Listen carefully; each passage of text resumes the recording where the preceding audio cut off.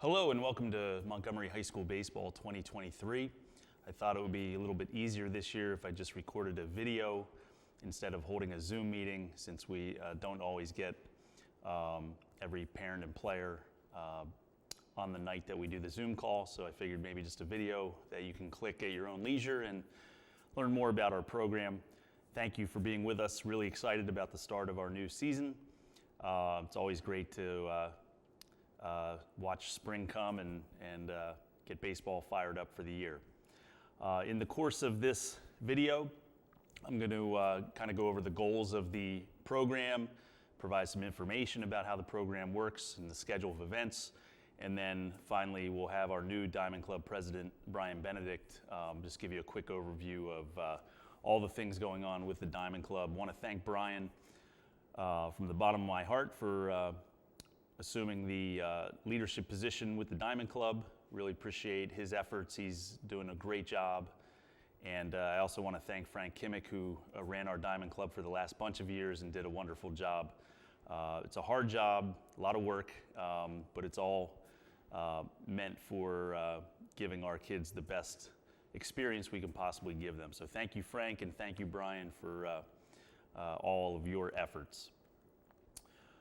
Just a quick overview of the baseball program. Coaching staff consists of myself. My name is Pete Muller, for those that don't know me, and I'm the head varsity baseball coach. And I've been here 27 years in the district. It's my 22nd season as the head coach. I did 4 years prior to that as the JV coach. I'm joined by the same staff that we had last year. Corey Weingart, who is in his 8th year in our program. Steve Perrone, who is in our 9th year in the program. Brian Santinello, who is in our 7th year. He's our head JV coach. And Mark Prabaka, who is our designated freshman coach.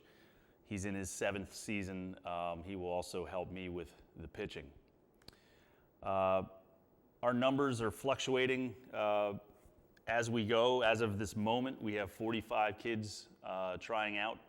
I believe that's 12 seniors, 11 juniors, 13 sophomores, and 9 freshmen. But you know, that number could change slightly, additions or subtractions, by the time we start on March 13th. Our motto for 2023, out hustle, outwork, outplay, outlast. All things, all of our core beliefs. We know that we have to work for everything that we get. There are no shortcuts, and we intend to do so. The goals of the program. Most importantly, I hope it's a fulfilling and worthwhile baseball experience for our kids. I hope they get something out of it. We use baseball, and you can use this with any club or activity, but we use baseball as a means to teach our kids about life and responsibility and working with others, overcoming adversity. You know, we're going to get knocked down at times, and it's important that we stand back up. And baseball is a very humbling game and can certainly help us learn those lessons. I want our kids to learn the importance of a strong work ethic, not just in baseball, but in their schoolwork and in their professional careers and anything else that they might get themselves into. We've got to be able to work hard and outwork others. And we also have to be able to sacrifice for others and sacrifice for the good of the team and do things that will help the collective body, not just ourselves individually. So some of the concepts that we'll get into more details with our kids, they're going to learn how to sweep the sheds, literally and figuratively. We're never too big to do the small things.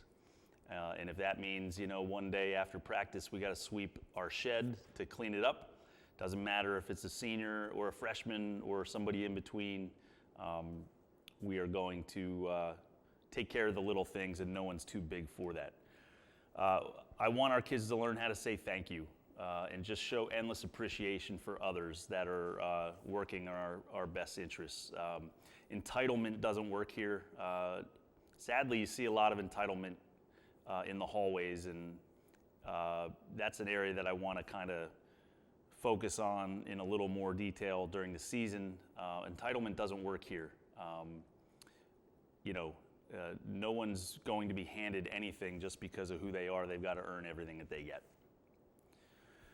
Be where your feet are. We want to make sure that we're focused on where we are at this moment. So when we're on the field between the lines, we are focused on getting better as an athlete and as a ball club, and our mind isn't somewhere else. Hard skill to develop for adults and young adults alike. Something that I'm continually working on, and I want our kids to be able to learn that as well. Leaders create leaders. We're a big believer that we're better off when we collectively lead others. So seniors assume leadership positions, juniors can assume leadership positions, sophomores can do the same. Freshmen are learning, and then once they get a handle on it, they can assume leadership positions as well. But we just want to show the other members of the program the right way to do things, that we don't take shortcuts, that we collectively just work hard. But I would like to have many leaders out there, not just one or two.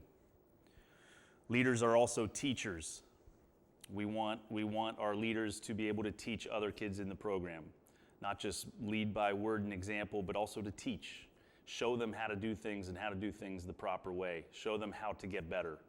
And we have a good group of coaches on our staff, very knowledgeable coaches, but man, I would love it if we could have 45 coaches instead of 5, meaning that the kids are also able to share information and teach others. I think that our program can expand significantly, and we can get better significantly because of that. If we don't care who gets the credit, we can do incredible things. Okay? This program has never been about the individual. It can't be.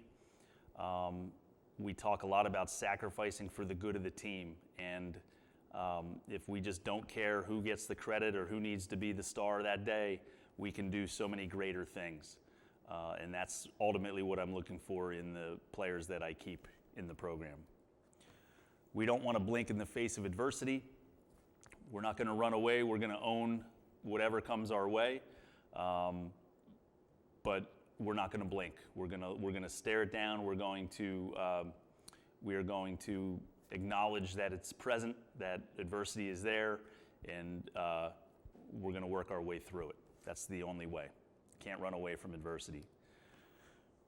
When you get knocked down, you stand back up and just keep going. That's got to be our mentality, whether it's on the baseball field or in the work world or in relationships or whatever.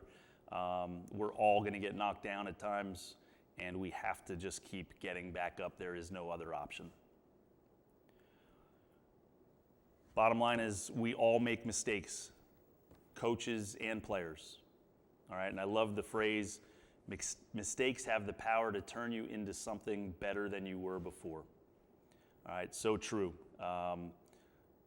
We know a lot about baseball as coaches, a significant amount, and collectively, we've got a lot of years of experience under our hands, but we still make mistakes. We're human.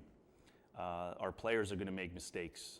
Everyone on this earth makes mistakes, and no one's excluded from that. But we just have to acknowledge that we made the mistake and we have to learn from it. And that's what we'll focus on as well. We're going to learn the value of responsibility to each other. Responsible teammates will be responsible for themselves and other teammates, and then hopefully that translates at home and in other relationships and in jobs and things like that. Teammates and coaches depend on each other. We absolutely do. We can't do this if we don't have the players, and certainly the players need themselves and the coaches to be able to do this on such a big level. We want players to learn how to advocate for themselves. Very important that they stand up and start expressing, the things that they believe in. And again, that could be a baseball thing and a life thing. We're going to learn often that life isn't fair, and we have to deal with it. This game is humbling, as I said. One team gets all the benefit of bad hops, the other team doesn't, and that's just a microcosm of how life operates, and we just have to learn how to deal with it. We're not going to complain about it. We're going to acknowledge that it happens. It's a part of life, and we're going to move on. And we want our students and our athletes to be good humans and citizens first. That's most important, then good ball players after that. But we want to be really good humans, good to other people, selfless humans, and that always comes first, and then good ball players after that.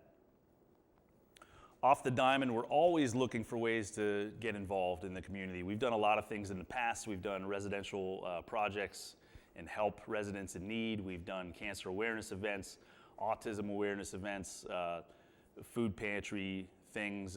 We donated money to first responders last year, Wreaths Across America. We're always looking for new ways to get involved in the community. If anybody has a great idea that they think we should get involved with, please reach out to me or one of the coaches, and we'll certainly look at it. We've had a lot of strong on-field accomplishments over the years. As you can see, we're very proud of those things. That certainly doesn't define us solely, but it is something that we do acknowledge. We never take it for granted as we continue to search for, more championships. Colleges. This program does a good job of getting these players ready to play college baseball if they so desire. We've had a lot of kids come back that went on to play college ball to say that this program helped them significantly be prepared to play college baseball, which is a significant step up from the high school experience. Since 1992, we've sent 24 players, student athletes, to Division I signings. We've had 77 players play college baseball.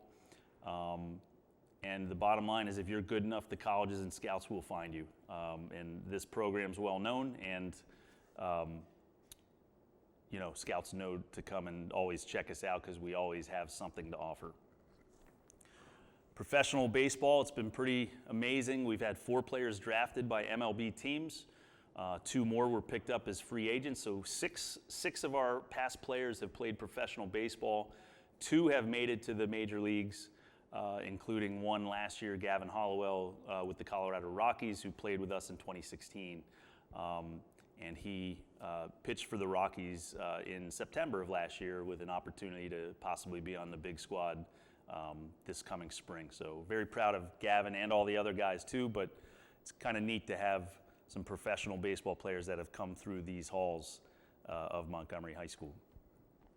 Moving into our season, important dates. Winter workouts at Iron Peak continue twice per week, Mondays and Wednesdays. We have a group of about 25 kids that go to that. Other kids go elsewhere, but looks like the boys are getting themselves ready to and prepared for the season at hand. Pitchers and catchers start March 13th, 14th, and 15th. So if you're a pitcher or a catcher, or your child is, they will be starting practice on March 13th, and then full squad practices for everyone start on March 16th. Our first scrimmage will be held on March 24th at Hopewell Valley. Opening day will be on Tuesday, April 4th at Rutgers Prep. We have a team store where we offer a lot of apparel and things for the student athletes as well as fans, and that's at Destination Athlete. We will be opening the team store shortly, so stay tuned for information about that. I'll give you the full cycle of how baseball operates here in Montgomery. First, with the spring season, you know the start dates already. Tryouts. Everybody asks every year, are we cutting this year? Are we holding tryouts? And I always say the same thing. If the numbers dictate that we need to, then we will. Currently at 45 players, and with a chance that we will only have 2 levels of baseball, varsity and JV, there's a good chance that we will be holding tryouts this year and doing team selection from that. Just depends on the numbers, and I'll have more information on that as we go. Just so you know, player safety is a factor for tryouts.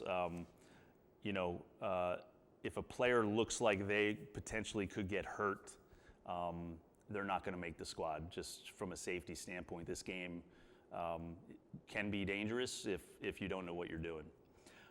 The commitment level for all teams that we have, or all levels that we have, is extremely high. I really need to emphasize this.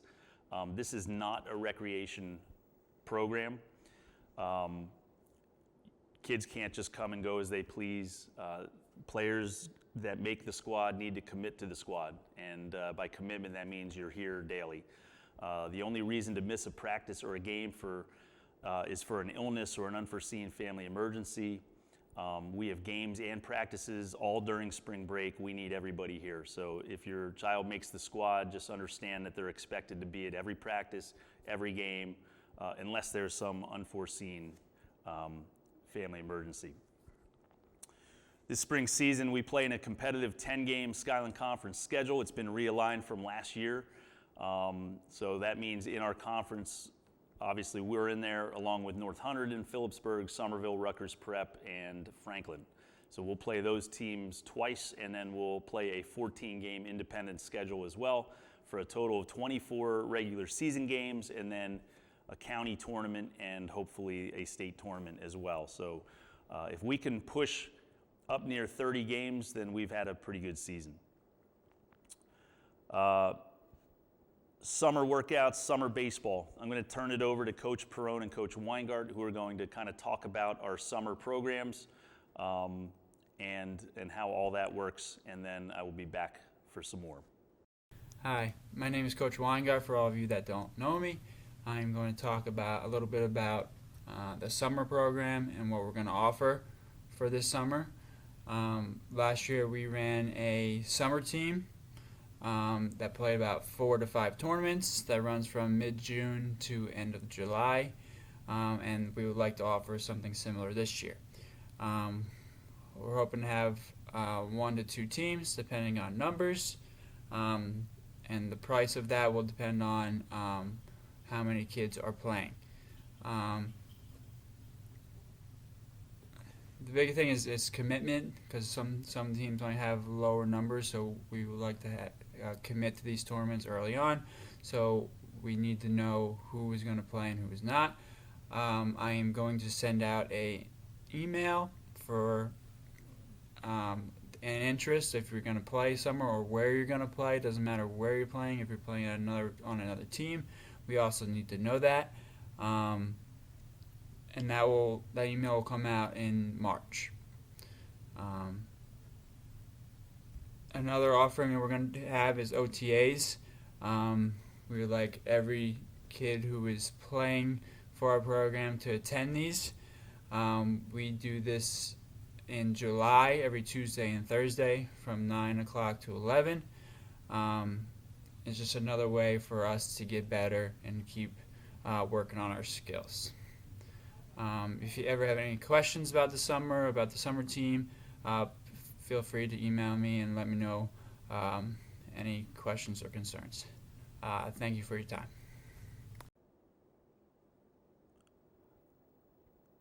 And thank you. I will be running the OTAs each summer, twice a week in the summer, Tuesdays and Thursdays, from 9 to 11 a.m. at our field, starting at the end of June and running through July. OTA stands for Organized Team Activities, and basically I expect everybody to be there unless they are either working or at a practice for another school team, or if they're on a travel team that is away from New Jersey on those days.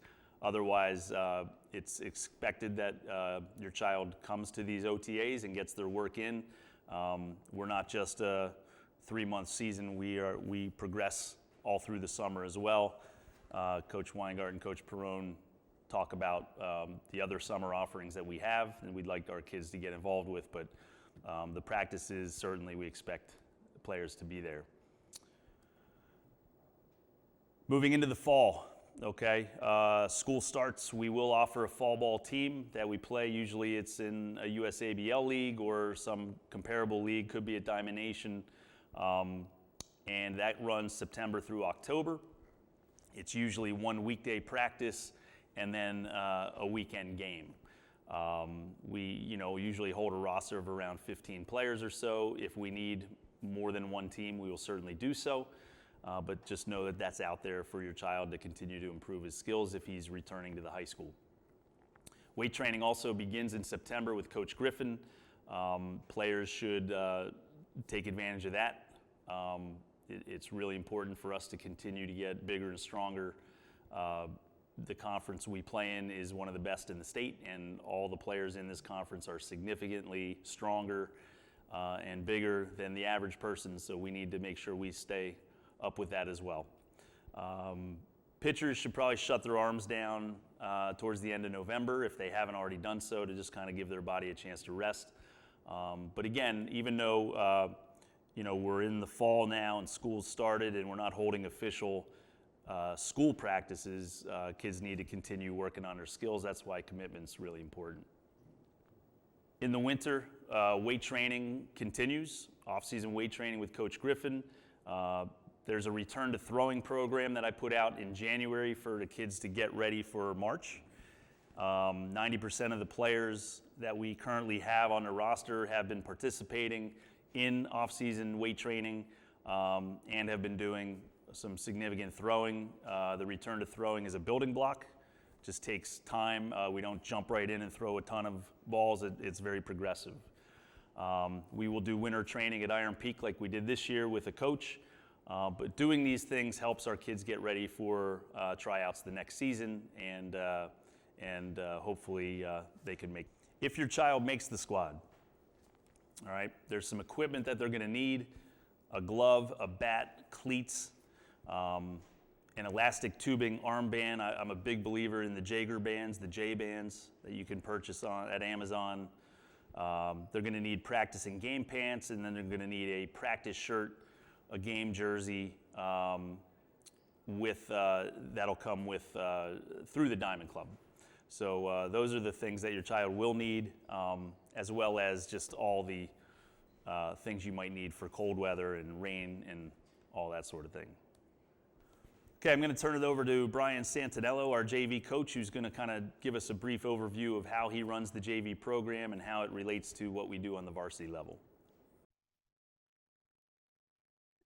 How's everyone doing? My name is Coach Brian Santinello, and I'm the head JV baseball coach here at Montgomery High School. This is my 7th year with the baseball program. I spent the first 5 years as the head freshman coach, and I took over the JV program last year.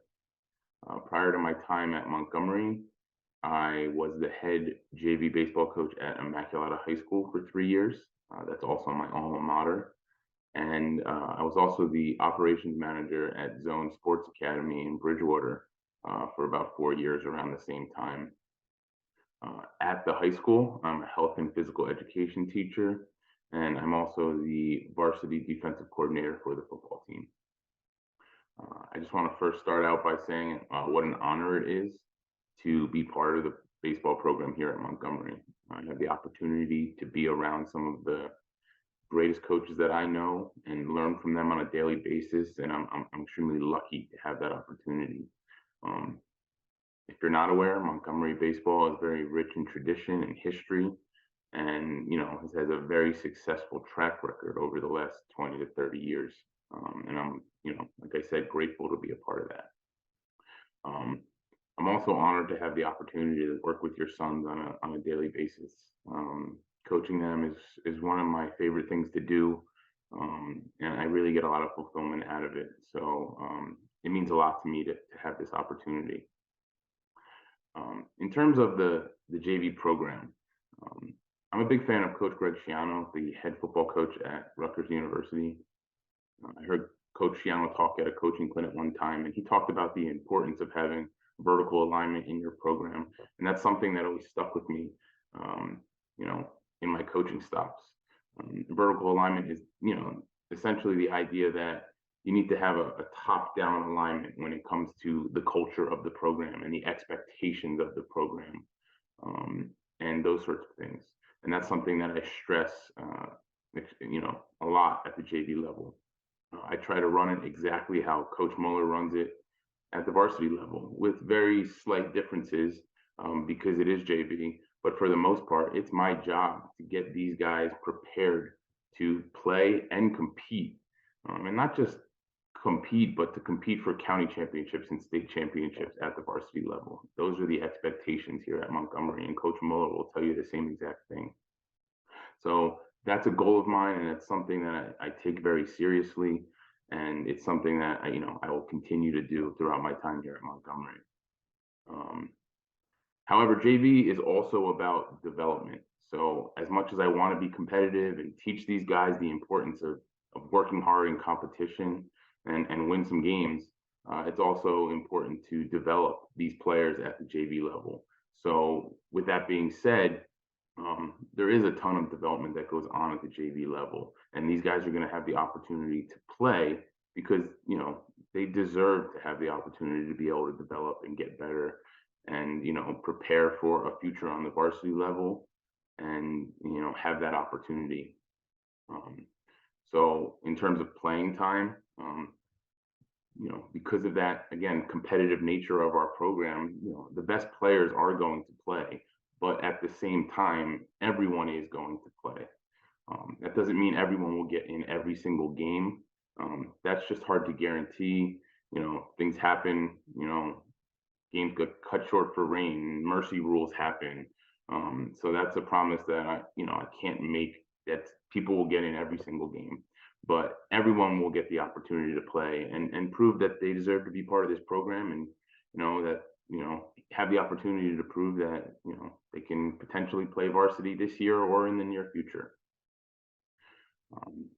That's about it in terms of the JV program. It was an honor to be able to speak to you guys tonight. If you have any questions about anything, please don't hesitate to ask me.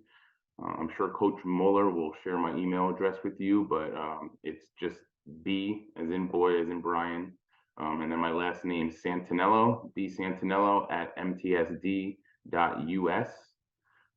You can email me anytime. I'll answer any questions you might have about the JV program. And I'm extremely excited for this season. I'm extremely excited to get to meet some of you and also meet some of your sons, especially the freshmen that are coming into the program, and get to spend some time with the guys that are returning, because I don't always get to see them during the school year as much as I do during the baseball season. But thank you again, and go Cougars. Hello, I'm Coach Prabaka. I coach the freshman and sophomore, or the freshman baseball team here at Montgomery for 2023. It is our goal to have your sons ready to play varsity football or varsity baseball and contribute to the Montgomery Cougars varsity baseball program as soon as possible. We will try to get everybody playing time. However, it's not a guarantee.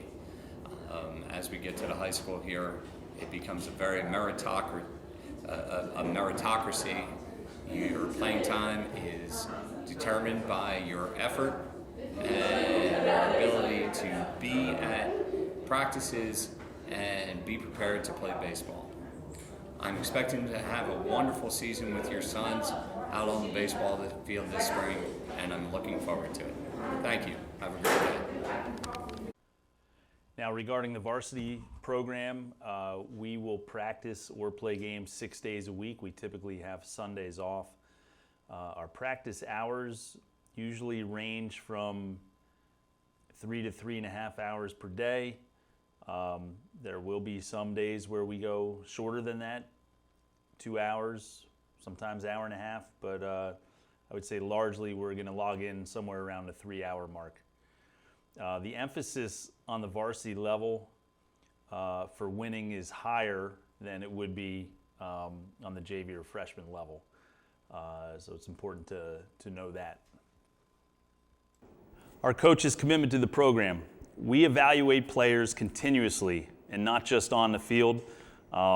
We are evaluating what we see in the classroom, what we see in the hallways, what we hear from other teachers in terms of their efforts and their behavior and that sort of thing. We look at their grades. And then on the field, obviously, we evaluate everything in terms of, are they a good teammate? Are they selfless? Are they worried about their own stats? Are they worried about how the team does? Because that all matters and factors into decisions that we make.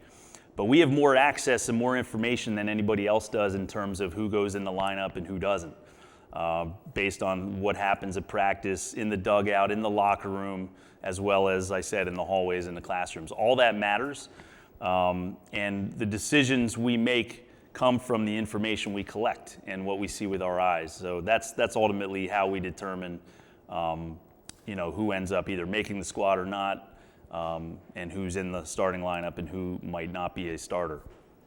It's important to know that every player on the team is vital to us, whether they're playing on the field a lot or not at all.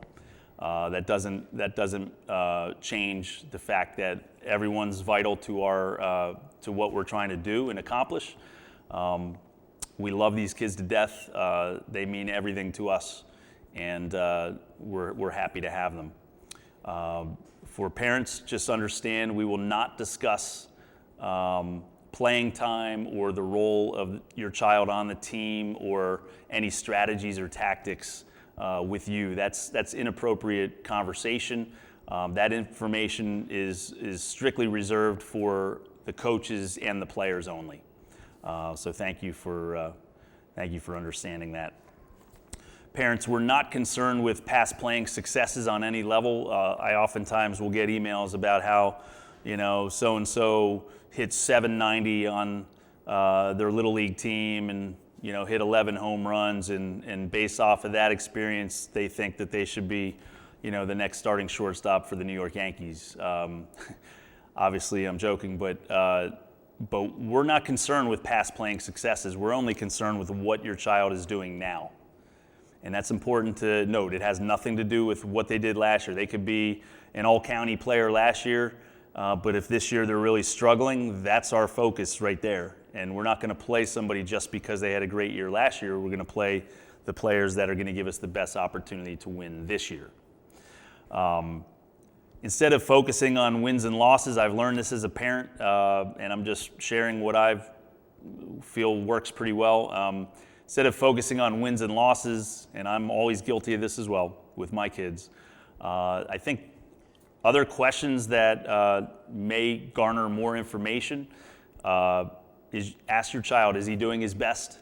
Is he getting something out of this? As opposed to the first question being, hey, did you win?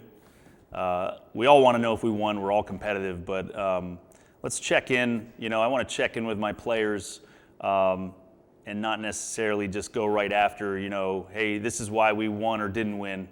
I want more information. Hey, is our guys giving us the best effort they possibly can? Are they giving us an opportunity to show everybody else what our program's about? Don't get me wrong, we want to win as much as anybody, and that's important, especially on the varsity level, but more important to me is, are they getting something out of this, even the kids that aren't getting on the field that much.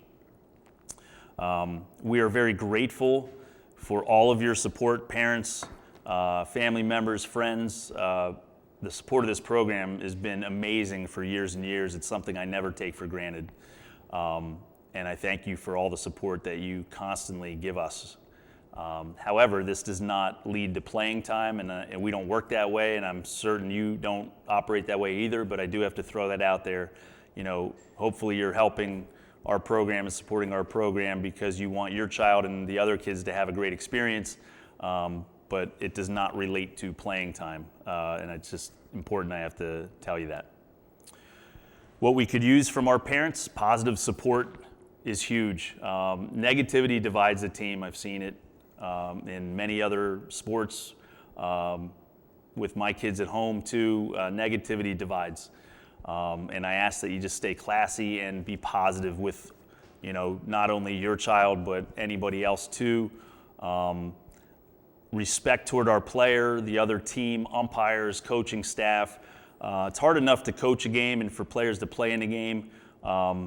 When we have to now turn our attention to parents that are ripping umpires for bad calls and all that, that's where it gets frustrating sometimes.